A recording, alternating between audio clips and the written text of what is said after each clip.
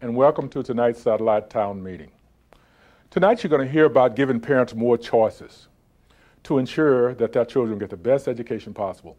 You're also going to hear some exciting news about the No Child Left Behind Act and the President's 2003 budget, which supports parental choice and expanded parental options. I'm sorry I can't be with you tonight, but you're in good hands with Gene Hickok. Gene, as a chief state school officer in Pennsylvania, was a great supporter of parental options. I'm sure you're going to have an exciting and informative discussion. And thank all of you for attending, and thank all of you for all you do for children.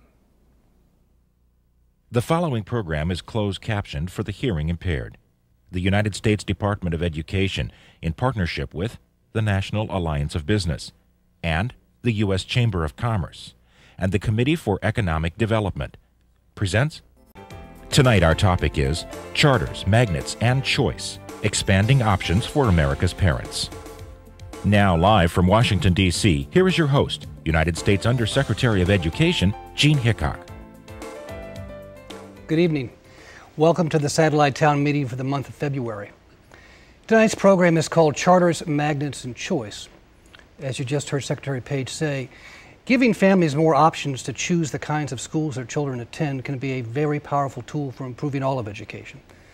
Just last month, President George W. Bush signed the No Child Left Behind Act, enacting the most sweeping changes in American education in the last 30 years, and putting the nation's elementary and secondary schools on a new path of reform and results. The No Child Left Behind Act aims to change the culture of public education in four very important ways. First, it ensures that schools are accountable for demonstrating progress. Second, it gives schools and local leaders new flexibility to make their own decisions. Third, it focuses schools on solid, well-designed research and educational strategies that have been proven to work. And fourth, it gives more choices to families. It's this last concept that we will explore in depth tonight. We will look at the ways the No Child Left Behind Act provides families with more educational options than ever available before. We will also examine how the school choice movement is creating new excitement and improvement in school districts and communities all across this great nation. And I think most importantly, how choice is creating new hope for children trapped in failing schools. We have prepared a very brief video to help explain some of the different school choice options now available to families. So let's take a look at that right now. Across the nation, communities are discovering that offering parents more choices in the schools their children attend is good for families and good for schools, too. As schools compete for students, families gain better options and schools gain a powerful incentive to improve.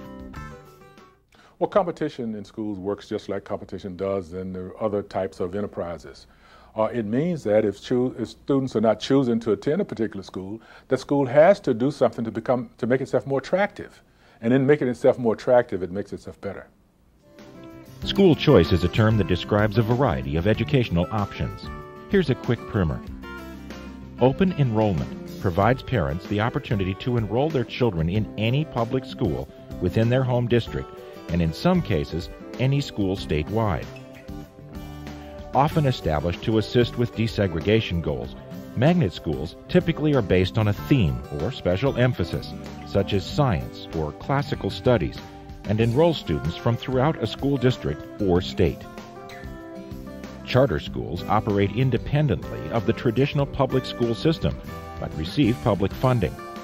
Often run by innovative partnerships, businesses, or community groups consisting of parents, teachers, or foundations, they operate with a high degree of autonomy, but are fully accountable for achieving the results outlined in their charter agreement. Like other public schools, they serve all students. Career academies are generally schools within schools that focus on a particular career area and use that career goal to integrate technical and academic studies. Scholarship programs, sometimes called privately funded vouchers, provide low-income parents with money to pay tuition at an out-of-district public school, a private school, or a religious school of the student's choice. Supplemental academic services include tutoring, after-school services, and summer school programs designed to help students meet state standards in essential subjects such as reading, writing, and math. School choice options such as these are benefiting students, and they are also improving entire school systems.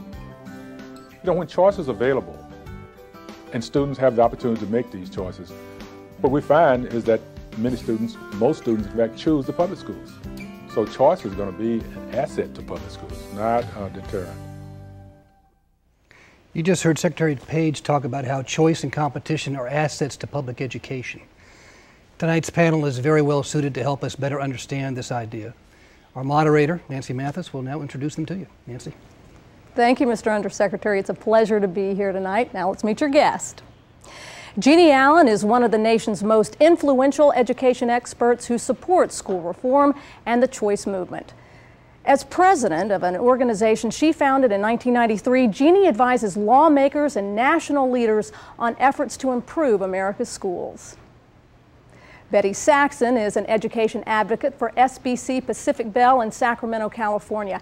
SBC Pacific Bell is one of more than 40 community and business partners that contributed to the development of an ongoing success of New Technology High School, an inter-district magnet school located in Napa, California. Welcome. Spence Corte is the superintendent of MPS in Milwaukee, Wisconsin. Spence is well known for his commitment to strengthening educational excellence by putting power and choice into the hands of teachers and parents. Studies show that increased competition has helped Milwaukee public schools become more independent, more innovative, and more attuned to their communities. Bill Knuster is the principal of the Excel Charter Academy affiliated with the National Heritage Academies in Grand Rapids, Michigan. Excel is a K-8 charter school that has been hailed as a tremendous success story and is a shining star in the choice movement. Ellen Palupa is a leader on the Parent Advisory Committee for the Math, Science, and Computer Science Magnet at Montgomery Blair High School in Silver Spring, Maryland. A high school teacher herself, she has enrolled 3 of her children at the Blair Magnet for the past 9 years. Welcome to all of you, and welcome to our studio audience.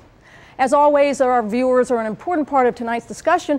We want to remind you that you can send us your questions and instant messages from your computer. Please visit the web address on your screen to send a comment or to ask a question. Or you can always call us. The number is 1-800-939-9382. Mr. Undersecretary, the floor is yours. Thank you, Nancy.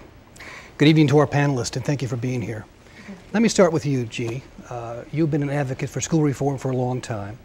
In layman's terms, for the non-educators among us, how do schools of choice differ from traditional public schools? And in particular, how do they do a good job of serving at-risk kids? Well, let's start with how they differ. Schools of choice basically throw out the traditional idea of a child being assigned to a school based on where they live. While you'd still have a neighborhood school that you have access to, in an area where there are schools of choice, your family gets to select the public or charter or magnet, or in many cases even private school that they think best meets your needs. The money that the state and your community actually use to pay for education that's been allocated by your state and community follows that child to the school of choice. So that individual school is responsible for your education, accountable to the parent, accountable to the state, but still responsible for the education. Whereas the public school would simply get that money directly, and if you sign up because you live there, you sign up because you live there.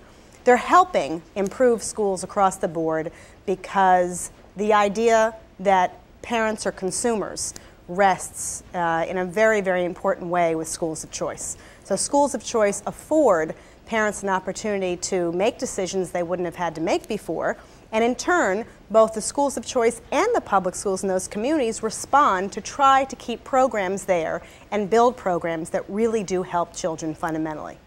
So there's an incentive for the school to attract students and an incentive for students and their families to seek those educational programs they find most attractive to them. Absolutely, and the responsiveness of those schools and the examples we have all across the country where school officials and teachers actually went out of their way to find out what parents wanted are testimony to that fact. What about at-risk kids? Well, at-risk kids are, in fact, the children who many of these programs were designed to serve and who they end up serving in a wonderful, disproportionate way. In other words, the children who need choices the most are those who are gaining the most from school choice programs. People around this country who already have options. Either they live in a community that has traditionally pretty good public schools, or perhaps they can afford another school, are there. It's the people who don't have those options that normally don't have the good schools right there all the time. And so at-risk kids are well served and overserved in charter schools in many cases in this country. The school choice programs in the country also serve predominantly at-risk children, and certainly magnet schools are about bringing kids of all kinds together. Thanks. Spence, when people think of school choice, they often think of Milwaukee. What exactly is happening in Milwaukee, and what kinds of choices and options are available to the parents there?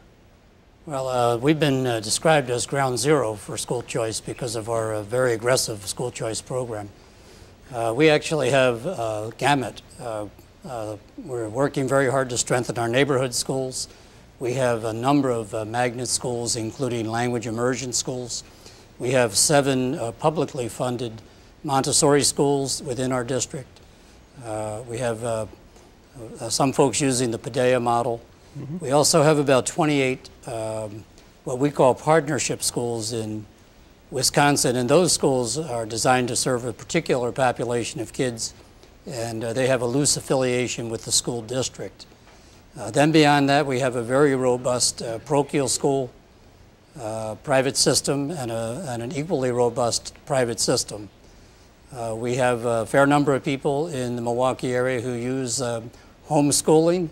And last but not least, we have 3 entities in our city, including the public schools, that can charter programs.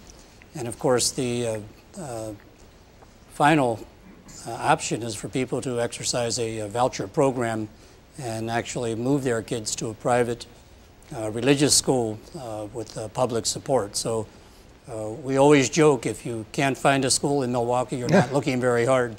That's outstanding. I should point out, by the way, since Milwaukee has been a place of such active engagement in school reform, that the department's charter school annual event this year will take place in Milwaukee in June. I think it's the 19th through the 22nd. Great. So I'm hoping that people get a chance to visit Milwaukee and see firsthand some of the exciting things that are going on there. Bill, you were an educator in the public school system for 30 years, is that right? In Almost Grand Rapids? 30 years, yes. First of all, congratulations and thank you for that. That is no small task. Yeah. But then you decide to work in the charter school movement. Why? What is it about the charter school movement that got you to do that? Well, it was an unparalleled opportunity for me, Gene, to try to use all the knowledge and experience that I had gained in 30 years in public education. In a charter school, we had the opportunity to start a school from scratch with dedicated teachers, dedicated parents who really wanted some other options than what they were getting in their present public school setting. And so we were able to all work together, parents and teachers, to develop the very best program that we thought that we could do. And so we looked at things that perhaps some other schools weren't offering to the same degree. I'm talking about things like phonics instruction and reading, character education, which is a big component of our curriculum, as well as the fact that our parents really wanted to be involved in some of the major decisions of our school. And in the charter school environment where we have that kind of flexibility, you know, I just love to be part of that and to hopefully be able to make a difference in terms of what we could create in public education. You know, it sounds, as I listen to you, that some of what attracted you to this endeavor is what attracted you to become an educator to begin with. Well, that sense of excitement and mission and purpose. That's very, very true. And I think if you were able to walk down our school hallways, you'd see that excitement there. The teachers are excited. They have the mindset that they are making a difference every day, and their level of dedication is incredible. Our parents are excited. We have a parent room just for parents to visit and to help throughout the school day, and the kids are excited. If they see their parents in the school, they know that school is important to their family. And so, you know, we sometimes think that parents are there because the school needs them. Sure, we can use parent help, but I think it's more important that students see their parents there so that they know that school makes a difference in their family. You know, I should also mention one of the common threads you see in the schools of choice, charter schools movement, is this sense of creativity and engagement. And that's exciting all the constituents of the school in ways that I think a lot of folks really would benefit from. That's right. Betty, tell me about the New Technology High School. Yes, New Tech High, which is in Napa. I think there are three basic components that make them very successful. Number one is school size. They have approximately 200 high school students, and it focuses in on 11th and 12th grade year. Number two, they redesigned the curriculum. And they redesigned the curriculum to meet the needs of the students and also meeting the needs of the business community. And this is where we're going to lap in the aspect of business being involved in education. All of their curriculum has been designed for project-based learning. So the kids are really involved. And the other aspect was that they took students who were not as motivated in the mainstream school, and they placed them over there and also got the parents involved. And these students soared. Their test scores really went higher than, let's say, average C students, and they became B/A students. And then the final component is the involvement of the private sector. We were one of the original business communities that became involved, SPC Pacific Bell, and we helped them in 3 different ways. We assist them in the teacher training, which is very, very important. In order for teachers to know the technology, to know how to use the technology, that means that they have to be committed to lifelong learning as well. And then we're now assisting them as they move out in their replication efforts. That's outstanding. Again, another common thread that you see in this whole movement is you're attracting new clients and new support. The business community has emerged as really important contributors in some very non-traditional ways, indeed even starting charter schools. Absolutely. Correct? Absolutely. And in fact, one of the things that SPC Pacific Bell has been committed about is that we found that we were not getting the quality of employees that we were looking for, and that we wanted more employees, but they weren't passing the entrance exams. And a couple of our vice presidents got together and they said, well, perhaps if we assist with giving the curriculum out and letting them know what the standard space are to pass the entrance exams, then perhaps we will get more qualified employees. Again, a great example of business stepping up and saying, rather than wringing your hands and complaining about problems, helping to be a part of the solution. Yes. Ellen, you're a public educator. You have all these options available in your district, and you choose to send your 3 children, 3 of your children, to a magnet school that emphasizes computer science, math, and science. Why'd you do it? Well, it goes back to 10 years ago when our oldest was in 8th grade, and we were looking for a place where he would be challenged as he went to school. And his science teacher at his parochial school, he was in a parochial school K through 8, recommended that we look into the magnet program. And I called over there to inquire, and the coordinator of the program said, this is Miss Steinkraft, said to me, well, is your child interested in, what's he interested in? And I said, well, he's interested in science and he likes building things. And she said, well, this might be the place for him. And we followed up and applied, and he was fortunate enough to get in, and our other children were fortunate to be there. And we've been very happy. And you mentioned something that I think is all too often forgotten in this conversation, and that is the question they asked of you is, what is your child interested in? As opposed to send your child here and we'll help you understand what your child should be interested in. That's part of engagement. It's very important. Outstanding. Nancy, I understand we have some special guests in the audience. We absolutely do. With us is Daniel LeBry, who's the Executive Director of the Washington Scholarship Fund. Hi, Daniel. Hi, how are you doing this evening? I'm doing great. Thanks for being with us. So what is the fund? What's its mission? The Washington Scholarship Fund is one of about 100 programs nationwide that provides privately funded K-12 scholarships to low-income families, so they can choose the educational environment that they feel will help their children reach their fullest potential. We provide through a random lottery, which families apply to, selection for the scholarships. The scholarships average in our program about $1,500, and then the families are able to use that scholarship at any school of their choice. While the majority of those families do end up choosing a private school, we have one student this year that is actually going to a public magnet school using an out-of-boundary tuition option that school offers. So all the money is raised through private donations from individuals, corporations, and foundations. And when you look at it nationwide, that's about 60,000 low-income students are being assisted with about $50 million in private contributions. And those numbers are going to probably increase dramatically when you look at the type of tax credit giving incentive programs in states like Arizona, Pennsylvania, and Florida. Hey, terrific. Continued good luck. Thanks. Those impressive numbers. Love that. Kaleem? Hello. Also joining us tonight is Kaleem Kerr, the CEO and president of the Black Alliance for Educational Options. Kaleem, tell us how your organization works. We are a national nonpartisan member organization that was initiated in August of 2000. And our primary mission is to actively support parental choice to empower families and increase educational options for Black children. We have since then grown to 29 chapters in 29 communities in 22 states across the country. Our chapters are engaged in a variety of work. We have a chapter, for example, in Philadelphia that's already engaged in working on starting a scholarship program similar to Daniel's in their community. We have a chapter in Dallas that has done everything from personality and career assessments for parents, with the belief that if a parent doesn't understand what their goals are, it's hard for them to buy into goals for their children. They do that, and they also provide education to parents about how to access options locally. And so we believe that it's our primary responsibility to begin to promote, support, and create these options in our communities. I'm pleased to say that that's happening. We're steadily growing. I hope that people out there watching choose to get involved, if not with our organization, with others that are trying to do the same thing.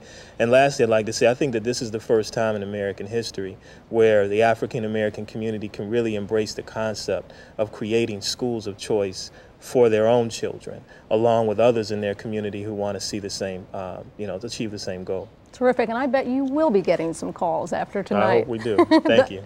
Dr. Hickok? Thank you. You know, I should just comment on both those guests that, in essence, school choice, broadly understood, is all about making educational history in this country. That's what's so great about a democracy. Each and every day we have a chance as individuals to chart a new course.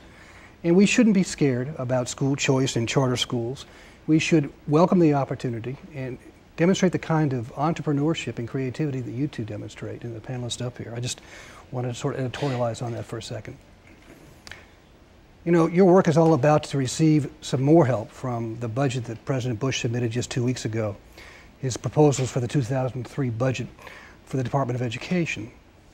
That budget continues and indeed expands support for existing choice programs and contains important new options to empower parents to improve their children's education. And let me give you a brief overview. The President requests $110 million to support the development of innovative magnet schools and programs across the country. He also requests $200 million for charter schools to stimulate continued growth in the number of charter schools nationwide. And this request would support approximately 1,800 new and existing charter schools. The President has requested $100 million for a new credit enhancement charter school facilities program. The program will assist charter schools in acquiring, leasing, and renovating school buildings. And anyone familiar with the charter school movement knows facilities are a major challenge, and this is an attempt to deal with that challenge. To expand the range of innovative choice models available, the President has requested of Congress $50 million for a new choice demonstration fund. The fund will support research projects that develop, implement, evaluate innovative approaches, including both public and private school choice. And the President has also requested $25 million to continue the voluntary public school choice program. And these funds can be used to establish or expand upon school choice opportunities by helping to pay for planning, tuition transfer payments, and efforts to increase the capacity of participating schools. Finally, and I'm very excited about this, the President's proposed budget includes a new tuition tax credit program through the Department of the Treasury. With tax credits valued at $3.5 billion over 5 years, this new program will offer families of students currently trapped in failing public schools a refundable tax credit. The credit will cover 50% of the first $5,000 spent on the cost of books, computers, transportation, supplies, and tuition at a family school of their choice. If you would like more information about the President's choice proposals or any of the other initiatives listed in his 2003 budget request, please visit the web address on your screen. Nancy, back to you. Thanks, Dr. Hickok. You know, we've been talking tonight about how charter schools are helping to expand choices for parents and improve public education. Tonight we have a short video about Bill's School, where everyone, every teacher, administrator, staff member, and parent is dedicated to helping all students achieve. Let's watch it now. On the surface, this may appear to be just like any other public school. 650 students, kindergarten through 8th grade, classes in the same subjects, tests, special ed classes, PE, and extracurricular activities. But Excel Charter Academy is a very different public school.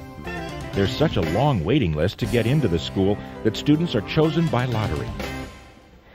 We were absolutely overwhelmed by the conduct of the school, the professionalism, just the energy that generated from here, the real positive energy. And so we sat there and said we'd like to be put on, the waiting list. And I was reaching for my checkbook, and he said, "This is a public school. This isn't, you don't have to pay to get in here." And I was absolutely floored. Excel started from scratch in 1995 when a philanthropist put up the money in hopes of improving upon public education. As a public charter school, Excel is required to meet the same standards as other public schools, but in fact exceeds them. And its status as a charter school allows Excel greater flexibility and fewer restraints. Restraints that many believe can stifle innovation and cripple learning. We have the autonomy to develop a kind of program here with the staff makeup that we have, the parents that we have here, the students that we have here, to just orchestrate all that together to make the best learning experience possible for the students. And that's flexibility that I never had in nearly 30 years in traditional public education, where the teachers were given to me. I never had the chance to hire them. The budget was developed, without any input from me. And in regard to this school, that just the opposite is true. Excel received its charter from nearby Grand Valley State University. That means that Grand Valley guarantees that the school meets state requirements. Now the university makes sure this and other charter schools continue to measure up and also offers support. We provide technical support, we provide policies, and we're quite hands-on. If there's a problem at a school, or if they request us to come and do in-service, board training and so forth, we just physically go there and do that. The final piece of the puzzle is a management company to handle the business end of running a school. In this case, that's National Heritage Academies, which manages several charter schools. Excel's teachers were selected only after an intense screening process. Pay increases, for example, are not automatic or based on length of service. Instead, they're based on merit and on results. In part, this high achievement results from the teachers' clear commitment to ensuring the success of every student. It's not uncommon at Excel to see students, or teachers rather, who are here at school very early in the morning, to see teachers still working very late at night. Excel students spend 7 hours a day at the school, 6 of them in actual instruction, far more than most public schools. The curriculum, which surpasses state code requirements, stresses the basics of reading, math, English, history, and science. Built into every facet of the school's experience here is character education, designed to instill a sound moral foundation. Teachers act as leaders and models, directing the students through their curriculum sequence. They have a training where we have NHI University, and they take teachers from National Heritage Academies and train them intensively in a week on different courses that pertain to what we're doing. Parent involvement at Excel is not just encouraged, it's practically required. Parents must sign an agreement committing themselves to participating in their child's education here. At least 85% of them follow through. Excel has been able to, through getting us all involved, build community. So for example, I'm a parent that perhaps I may not want to come to some school functions, but because there's a community here of folks that I have grown to know and love, I easily come to functions. So it's not like pulling teeth to get me to come here. Students at National Heritage Academies typically score 30 to 40% higher than the national average on standardized tests. But there's even a greater impact. Excel's good example is helping Grand Rapids schools improve. If parents can choose where they move their family, if they can choose which store to shop at, if they choose which restaurant they want to go to eat, why shouldn't they be allowed to choose the most important decision they make? Where do I send my child to school? And if we can re-empower Americans to have that choice, that will create a tremendous environment and tremendous empowerment and success for the education movement across this country. Bill, that must make you feel awfully good to watch. Well, I didn't look so good in there, but other than that. Let me ask you this briefly. How did the Academy get started? And what popular misconceptions were out there that you had to sort of deal with? Well, it got started, I think, like the video said, in '94, and the philanthropist that was mentioned there, J.C. Huizenga, he just decided that he wanted to make a difference in education. And so he obviously risked a lot of his own money to start this school from scratch, and gave me the autonomy and the staff that we hired to do something, you know, with that opportunity.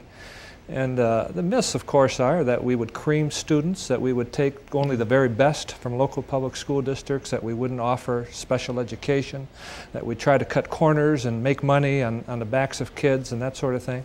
But I think that parents and students are the final proof as to whether we're actually providing a quality education, because they vote with their feet. If we're not providing a good education, they would go elsewhere and look at all the other choices that are out there. And now, as a result of the competition that we provided, all the local public schools are into schools of choice, and they've much more expanded that opportunity so that they can try to get some of the students back that have gone to charter schools.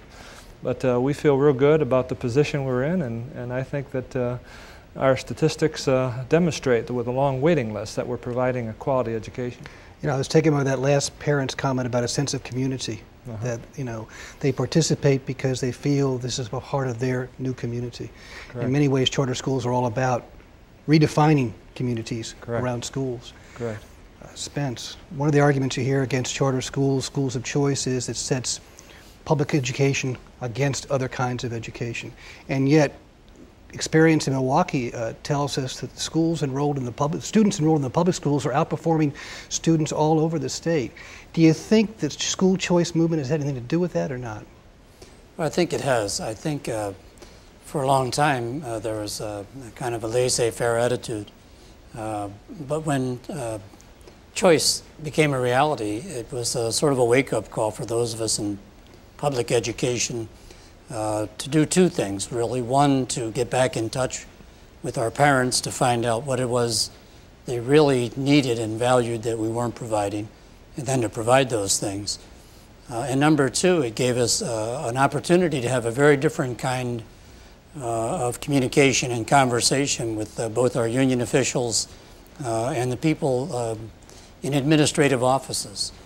Each one of our kids, all 103,000, actually carry the same value in terms of the dollars that they produce to support a district. We moved all that money out to the schools, and it's not uncommon in Milwaukee for public school principals and teachers to be out marketing their schools. And of course, you can market the sizzle, but when the child arrives, you have to have the steak. And we're working very hard to have both the sizzle and the steak. Excellent, excellent. You know, one of the key issues in No Child Left Behind is the importance of accountability and results. Jeannie, how does the Center for Education Reform, the organization that you lead, help parents and community members understand and judge the effectiveness of charter schools? Well, we tell parents the same thing about charter schools we tell them about looking at all their public schools. In fact, what we do is we tell parents that they need to start from the get-go looking at schools, whether they're assigned or they're choosing, and asking some fundamental questions about, first of all, what do you do in your school? The question that Ellen brought up and the response that she got is exactly the relationship, the dialogue that needs to be going on. First of all, what's your program? What are you trying to achieve? How do you know when you've succeeded? If you're in kindergarten, first grade, second grade, is your child learning to read? How do you know when your child has learned to read? How do you know they've learned math? What are your standards? And if you don't reach the standards, what are you going to do? They need to be able to answer those questions. So part of knowing if a school is accountable is that they can answer those questions. Do they have a standard? Do they have a benchmark each year? What do they do when a child is falling through those cracks? How do they know the child is falling through the cracks? And what do they do to report to the parent, the community, and the state? If the school can answer those questions with some real concrete facts, you've got a school that has an accountability plan. And you notice what you're doing in the process. You're helping to educate parents so they have a better sense of both the questions to ask and what they should expect from good schools. A big part of the charter school movement, the school choice movement, is really engaging parents in a way that helps them do a better job of looking out for the benefits of their kids, seems to me. Betty, you have the chance to visit schools all over California. You've been actively engaged. What is it about charter schools, schools of choice, that, in your opinion, stands out, according to your opinion, based upon other schools you've seen? Well, that's probably one of the best benefits of my job as the education advocate, is that I do get the opportunity to see the best that's out there. But there was something just absolutely remarkable about New Tech High when I went there for the first time, and it was the level of engagement that the students had in their eyes. And I thought, now, is it the technology, or is it the subject matter? And I wasn't quite sure what was really bringing out this level of enthusiasm with the students. And as I spent time with them that day, they were involved because it was project-centered. All of the students were accountable for between each other. And I thought that that was such a great model. And what New Tech High does is that they model the same business practices and the way we do business in the private sector. So it was important that not only that they focus in on the standards, but that they focus in on those soft skills, and that's teaming, how to get along, how to be assertive, how to do presentations. And that was just one of the greatest things that I noticed about them. That's great. So that all happens because of School of Choice. Very good. Nancy? We have a great group of students and teachers from Stewart Hobson Magnet School. Come on, you guys, stand up. Come on. There you go. Yay! These are the kids, after all, that we're talking about. And we have one of the students who has a question for Dr. Hickok. Can you introduce yourself? Okay, my name is Charles Alexander Davis. I attend Stewart Hobson Middle School. I'm in the 8th grade. And, good evening, Mr. Undersecretary and all other prestigious guests. I believe I attend a very unique school. We learn like not a lot of other schools. We go outside of our textbooks. We go outside of the lesson plans that our teachers have. We get to go out into museums and other places in the community to use the resources. We also exposed to a lot of other methods of learning, like hands-on, object-oriented learning and problem solving. And I believe these will make us into independent, lifelong learners. And in my magnet school that I attend, we work closely together. We're able to develop a very meaningful relationship with our teachers, parents, and our peers. And my question was, how will the Department of Education help support our efforts and to have other museum magnet schools across the country and to develop those? Thanks for the question, and first of all, congratulations to all of you. You're part of a very, very exciting enterprise. I think one thing I would respond by saying is to go back to the budget I talked about a few moments ago, the President's budget initiatives that talk about trying to increase opportunities for people all over this country in school choice and charter schools. Perhaps just as importantly, though, is to spend more time doing this in very public ways, talk about what charter schools and magnet schools and school choice are all about, so that we can dispel some of the myths and try to engage people with the sort of energy that you bring to the conversation. What you just talked about, in reality, is following your ideas in the classroom, wherever those ideas may take you. And a good education will always do that. And so I congratulate the school, and I can commit our part to make sure that this conversation continues long after this evening's presentation is over and well into the future. That's a big part of what we need to do. Thanks. Hey, thanks a lot, Charles. I don't know, what do you think? Superintendent in the making? Absolutely. You know, as we've seen, there are a variety of innovative public school options designed to allow students to explore areas of interest and achieve their educational goals. Tonight we have a short video of 2 magnet high schools that are inspiring their diverse student populations to succeed. Let's watch it now. The Michael E. DeBakey High School for Health Professions, located approximately 1 mile from the world-renowned Texas Medical Center in Houston, is one of the finest public high schools in Texas. In 1972, the Houston Independent School District and Baylor College of Medicine joined forces with famed heart surgeon Dr. Michael E. DeBakey to pilot an innovative educational program that has become a state model for pre-professional college prep in a public high school. DeBakey prepares one of the most diverse student bodies in Texas for college and potential careers in medicine, nursing, and allied health, as well as engineering, communications, and finance. 4 years ago, DeBakey implemented the most demanding curriculum of any public high school in Texas.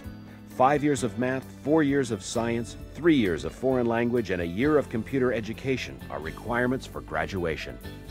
DeBakey's thematic focus is health science. In 9th grade, students are introduced to the history of medicine and explore over 400 healthcare careers. 10th grade involves more hands-on learning experiences in healthcare science, and 11th and 12th graders participate in clinical rotations at Baylor-affiliated teaching hospitals. These students have an extraordinary opportunity to see medicine practiced at a very high level and understand that medicine is a team.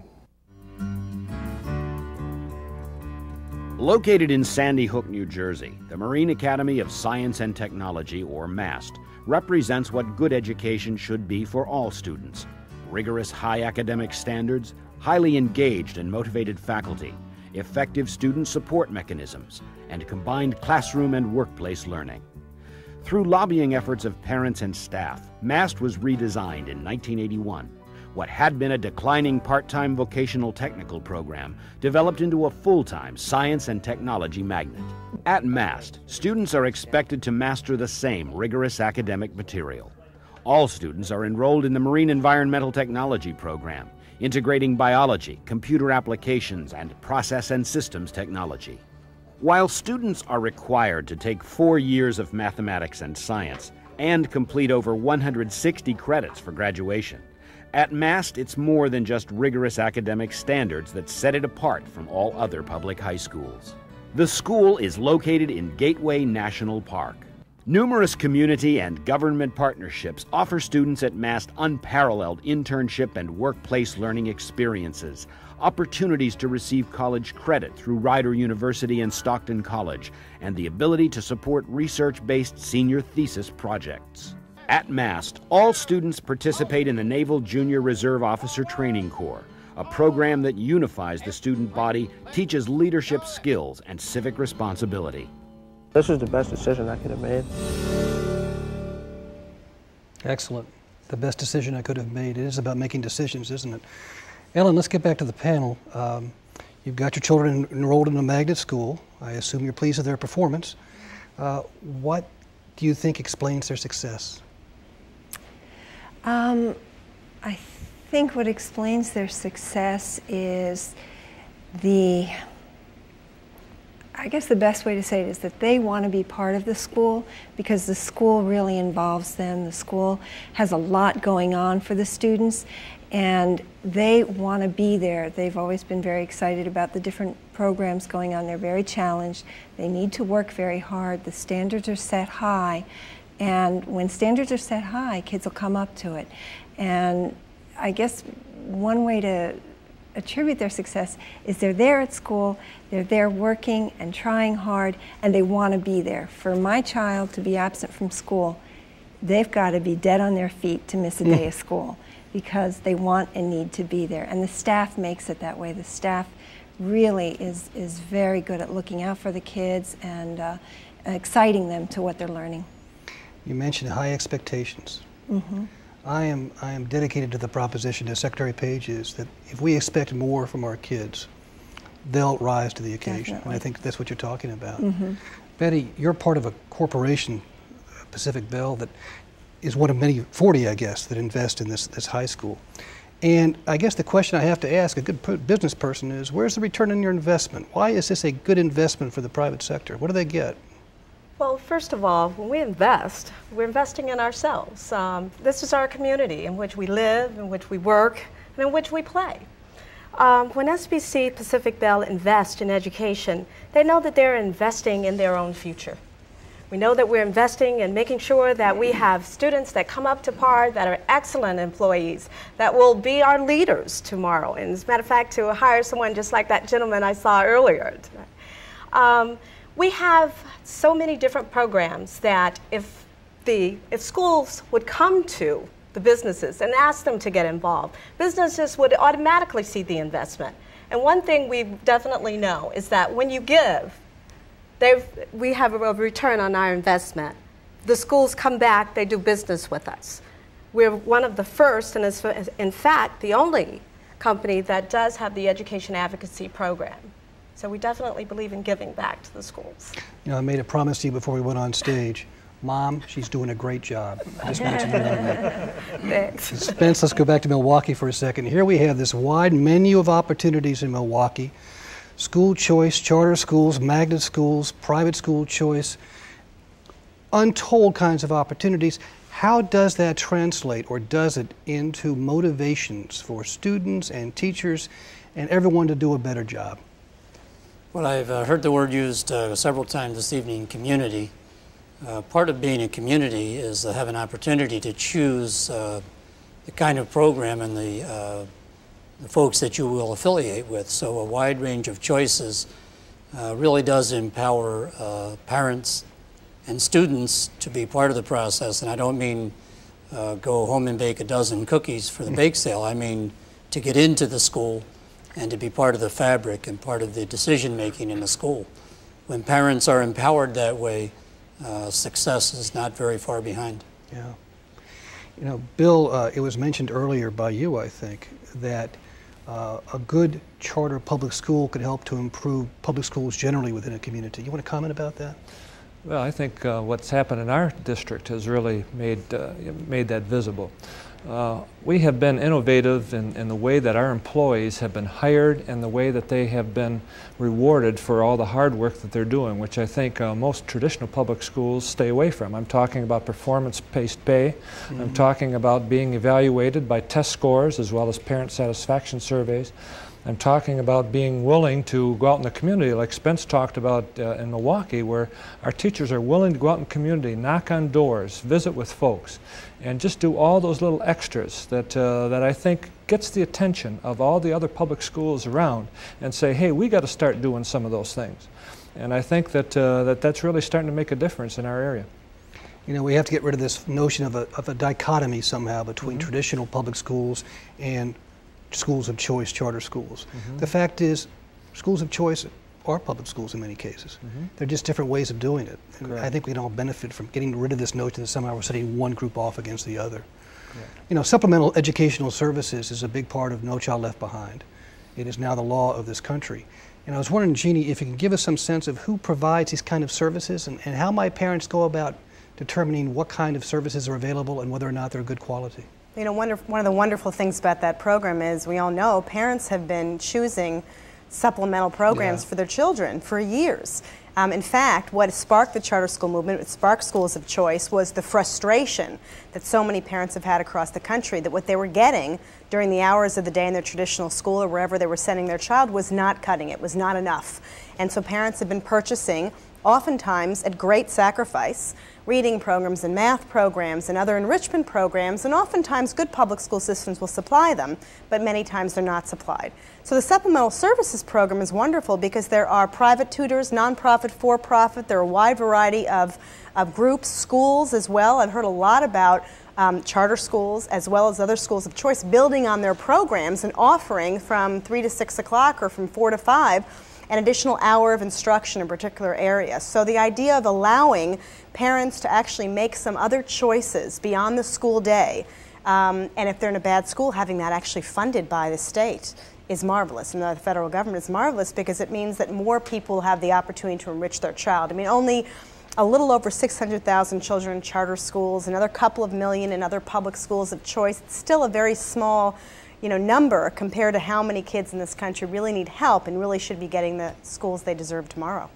We only have a few moments left. I want to ask one final question, but before I do, it seems to me that one very important principle that runs throughout this conversation and this whole movement in this country is the question you focus on is what are the needs of the student? It's about making sure the education really is based upon the needs of students as opposed to students conforming to the needs of systems. And that really is what we should be all about. The system, after all, exists to educate children. It doesn't exist for itself.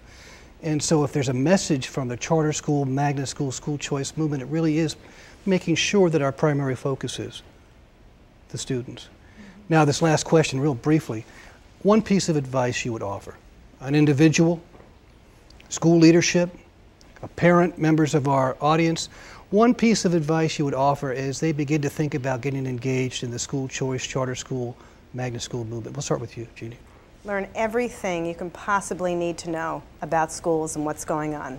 Everything inside the school, how the school's run, who runs it, and what you need to be able to tell your children about what's expected of them.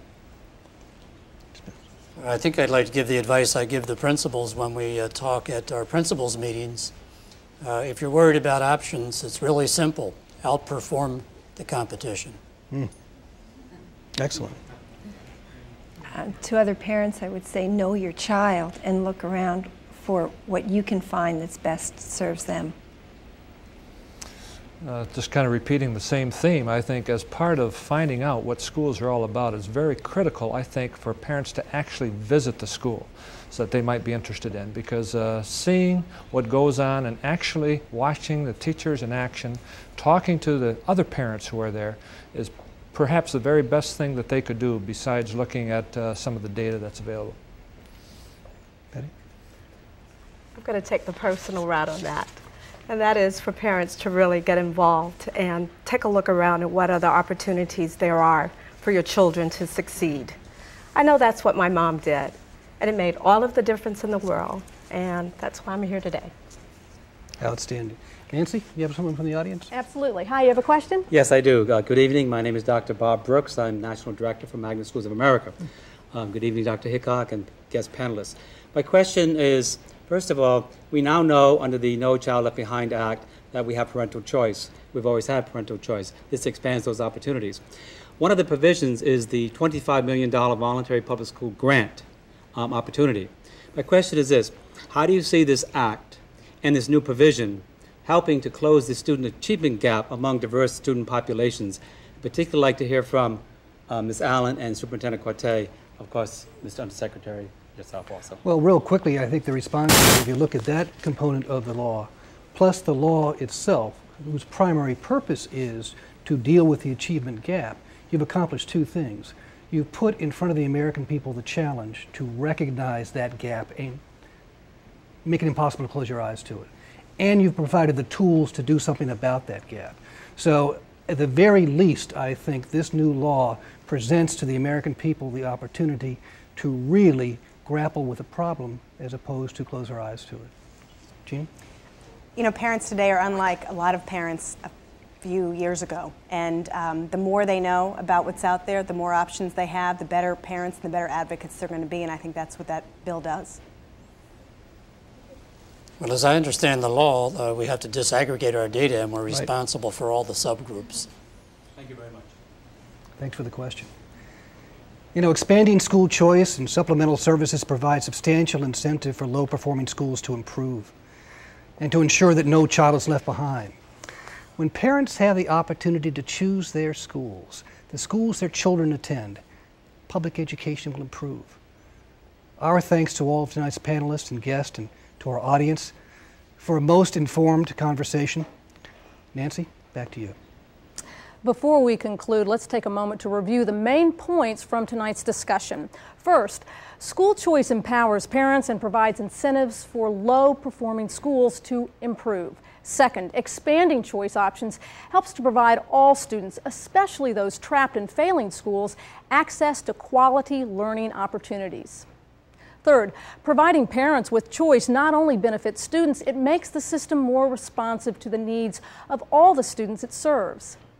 Fourth, charter schools provide communities and parents with the flexibility to design a school that meets their needs but holds them accountable for results. And finally, offering a variety of alternatives, such as magnets, academies, and charters, can help school systems and communities to meet the needs of a diverse range of students and help them succeed.